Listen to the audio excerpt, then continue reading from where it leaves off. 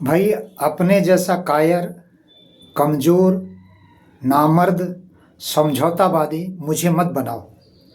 मुझे जो फ़ोन कर कर ग्रेटर नोएडा से, बनारस से प्रणव पंड्या के चाटुकार जो दबाव बना रहे हैं कि सबको पता है कि गुंडागर्दी कौन कर रहा है, कौन गैर कानूनी कार्य कर रहा है, कौन पाखंड फैला रहा है, मगर मैं मनमोहन बात को ना रखूं सोशल मीडिया में, मैं चुप रहूं। ये कौन सा लॉजिक है भाई?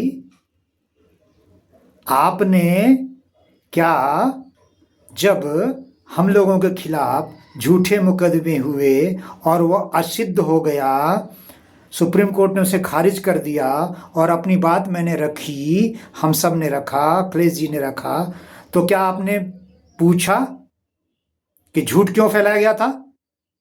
आप वहां नहीं पूछ सकते हैं, वहां फोन नहीं कर सकते हैं और मुझे दबाव बनाएंगे। ये अपने जैसा कायर सबको मत समझिए। सब कायर आपके जैसा नहीं है।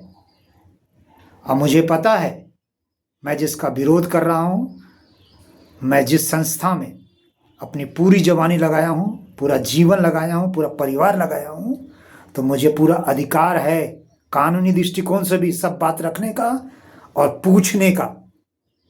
ठीक है? इससे मुझे पूरा अधिकार है पूछने का। और यदि जो गलत है कहीं पर भी है, चाहे प्रणव पंड्या परिवार के द्वारा जो गुंडागर्दी हो रही है, गैर कानूनी कार्य हो रहा है, शैलवाला पंड्या, चिन्मय पंड्या, शेफाली के द्वारा जो भी कुछ झूठ फैलाया जा रहा है, पाखंड फैलाया जा रहा है, उसके खिलाफ बोलने का, विरोध करने का मेरा अधिकार है।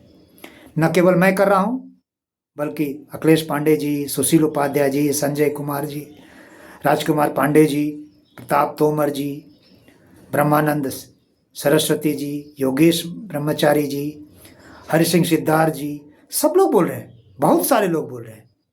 क्यों नहीं बोलेंगे? जयेश जोशी जी क्यों नहीं बोलेंगे? सचिदानंद जी क्यों नहीं बोलेंगे? लोग, इन लोगों ने देखा है, इन लोगों ने अनुभव किया है। जब अनुभव किया है, शांति कुंज आना जाना खूब रहा है, वहां देखा है अपने आंखों से, शक्तिपीठ से लगाव है और सब कुछ मिशन के उद्देश्यों के विपरीत चल रहा है, तो उसका आवाज नहीं उठाए कोई। और मैं पूरे मुखर होके बोलता हूं, क्योंकि मैंने देखा है 24 साल सब कुछ आंखों से, प्रणव पंड्या और उसके पूरे परिवार को, उसके गैर कानूनी कार्य को, गुंडागर्दी को, षड्यंत्र को, झूठ को, सब मैंने आंखों से देखा है। रहते हुए मैंने विरोध किया है वहां। ठीक है? इसलिए मुझे समझौतावादी बनने के लिए मत प्रयास करो, मत प्रयास करो। अंतिम बार बोल रहा हूं, और लोग जो सुन रहे हैं, जो देख रहे हैं, वो भी सचेत हो जाए। मुझे धमकाने का प्रयास ना करें। मैं हर तरह की परिस्थितियों से मुकाबला करने के लिए तैयार हूं। ठीक है? आने वाले जो भी कानूनन दृष्टिकोण से भी कोई कार्य होगा, उसके लिए जिम्मेदार मैं हूं, मनमोहन। मैं अब पीछे हटने वाला नहीं हूं। बहुत सारा लोग मोह दिया गया, समझौता करने का प्रयास किया गया, सारे लालच से मैं आज तक नहीं प्रभावित हुआ हूं, क्योंकि मुझे पता है कि मेरा अगला भी जन्म होगा, इसके बाद का भी जन्म है। ये जन्म मात्र नहीं है, इसके बाद में कुछ नहीं होगा, ऐसा नहीं है। मुझे भी आगे की चिंता है। और यदि मैं अभी समझौतावादी बन जाऊंगा, कायर बन जाऊंगा, तो मेरा अगला जन्म श्रेष्ठ होने वाला नहीं है। समझे? और मुझे धमकाने का प्रयास ना करें, मैं डरने वाला नहीं हूं। अर्जुन को कृष्ण भगवान ने इसी तरह कहा था, नपुंसक मत बन, जो सामने है उसे लड़। तो जो सामने मुझे दिख रहा है, जो देश ही नहीं समाज के लिए कलंक है, ये पंड्या परिवार समाज के लिए, देश के लिए बहुत बड़ा कलंक है। धर्म के नाम पर सबसे बड़ा कलंक है।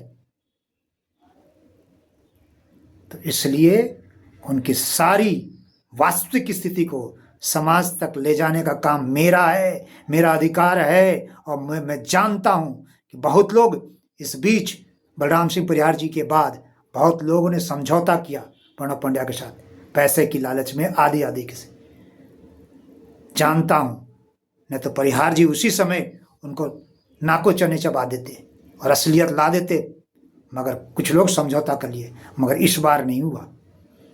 इस बार मेरे जैसा लोग हैं जो हर परिस्थिति के लिए तैयार है, ठीक है। और मैं जानता हूं कि मेरे बात कोई करने वाला नहीं है। इसका खुलासा, उसको नंगा।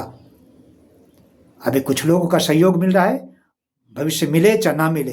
अब अखिलेश जी जैसे लोग, सच्चिदानंद जैसे लोग, संजय जी जैसे लोग हैं, देखते हैं और कितने लोग आते हैं सोशल मीडिया में। आए तो आए, स्वागत है सबका, मगर मुझे रोका ना जाए। मैं रुकने वाला नहीं हूँ, अंतिम दम तक नहीं रुकने वाला हूँ। और कोई समझौता मेरी तरफ से कभी ना हुआ है, ना हो रहा है, ना होगा। कहीं पर डिगने वाला नहीं हो। उसका पैसा ले लूँ, वो उसका बाप का पैसा है, प्रणब पंड्या चिन्मय पंड्या के बाप का पैसा है। जनता के पसीने की कमाई है। और पसीने की कमाई कैसे होती है, मैं उसको अनुभव मैं करता हूँ। मेरे पिताजी कितना मेहनत कर करके शांति कुंज पैसा दिया करते थे, मैं देखा हूँ, मैंने देखा है। ऐसे कई लोग, दर्जी में काम करने वाले, रिक्शा चलाने वाले, उनके पसीने की कमाई को कहता वो लुटा दे रहे हैं अय्यासी में, और हम चुपचाप बैठे रहे। और हम उस पैसे से समझौता कर लें, उनकी मान ले और कुछ बात ना रखे। कौन सा अध्यात्म सिखा रहे हो यार? क्या दबाव बनाते हो यार?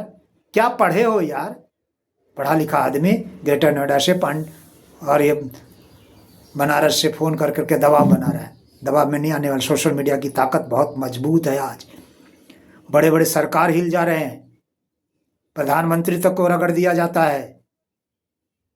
प्रणब पंड्या, चिन्मय पंड्या सब कुछ खरीद सकता है, जज को भी खरीद सकता है, वरिष्ठ पुलिस को भी खरीद सकता है, सब कुछ कर सकता है। मगर ये बात दिख गई कि सोशल मीडिया को नहीं खरीद सकता। इलेक्ट्रॉनिक मीडिया को खरीदा सकता है, बड़े बड़े चैनलों को खरीदा जा सकता है, मगर सोशल मीडिया को नहीं खरीदा। इसलिए सोशल मीडिया की ताकत, आज की ताकत बहुत मजबूत है, बहुत ताकतवर है और इसका बहुत प्रभावकारी है। इसलिए मुझे रोक के नहीं कोई, मैं इसका पूरा इस्तेमाल कर रहा हूँ। कुछ जो कुछ है मुझे भी सीखना है, इसमें के एल्गोरिथम को, इनके सिस्टम को, इसको सीख रहा हूँ और सुधार करूँगा, मगर बात को रखता रहूँगा। और इसके लिए पूरी जिम्मेदारी मेरी है, चाहे फेसबुक के माध्यम से, चाहे एक्स के माध्यम से, चाहे यूट्यूब के माध्यम से, सारी बात मैं रखता रहूँगा। ये मेरी जिम्मेदारी है और मैं पूरी जिम्मेदारी पूर्वक इसको रख रहा हूँ।